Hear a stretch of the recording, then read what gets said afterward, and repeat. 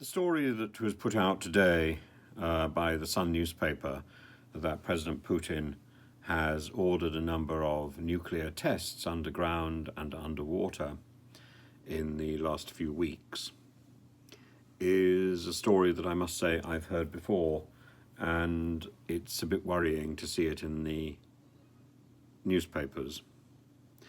What's interesting is that indeed it appears these tests have not taken place, and without these tests it would be difficult for Putin to use a real weapon, because he wouldn't know whether it would explode as intended or indeed backfire or simply explode on the way and do more damage to himself than to his intended victims. So it is important. These nuclear missiles have never been tested in combat, and Putin is, it seems, the first in the world to intend to put these to use. And we're moving from rhetoric to reality. But what is interesting is that the generals and the soldiers in the Russian army seem to be defying, or at least putting obstacles in the way of progress. Long may they continue to do so. It could also be that the various insiders who are leaking this information are simply leaking something that is untrue, that they are leaking rumors to confound and to scare. Certainly, I think they are scary and very, very worrying.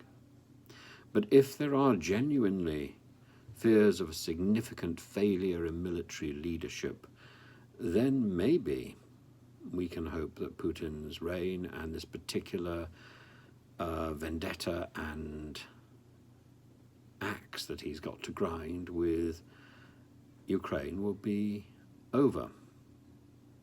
If the army were to turn against Putin, that would mean the hawks surrounding Putin would not have a leg to stand on.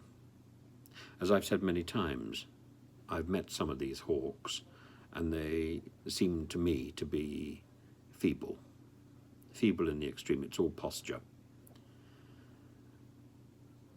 But posture can still be dangerous. And I must say I would rather meet a genuine enemy than somebody who is stupid. Look at what's happened to us in this country with Liz Truss in charge. Stupidity can cause probably more damage than